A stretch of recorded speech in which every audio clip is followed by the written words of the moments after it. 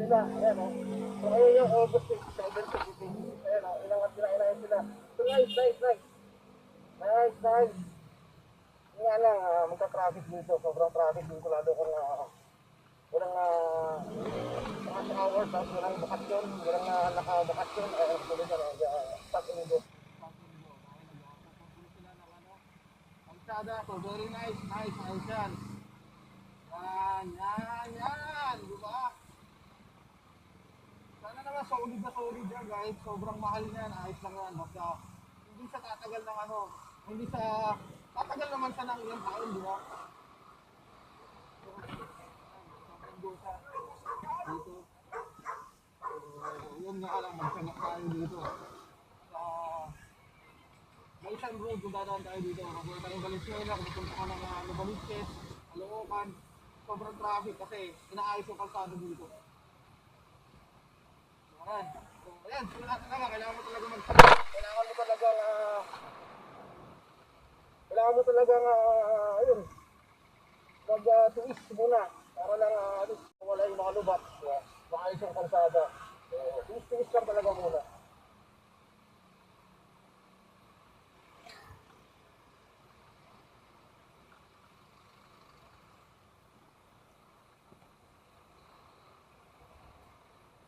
Ito, lubak-lubak na rin. Grabe pa rin dito.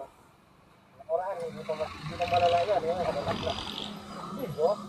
So, yun. Kung dadaan kayo dito sa may Maysan Road, papuntang Valenzuela, papuntang Malinta, papuntang Pasubiglas. Ay, hindi, Pasubiglas na. Basta na pala natin. Basta gano'n. Kung kayo naman ay galing Valenzuela, papunta kayo lang ng Valences, Pasubiglas, Caloocan. So, meron pinapaturan ng stop and go. Dito sa may Maysan Road dahil inaayos na yung mga malalang dubak. So, sinisimento na nila yung kalsada. Simento, nakita natin simento, hindi siya tinatapalan. So, ayun. So, bang, bang! Ayun. So, daan tayo ng pasensya, pagtitiis, pagtataga. Kasi, malamang traffic dyan. Malala ang traffic dyan dahil malaking linya ang sinasara kasi naayos. So, ayun. Magandang umaga. So, ride safe tayo palagi. Manatiling alerto, maingat at kalmado lagi sa mga biyahe natin.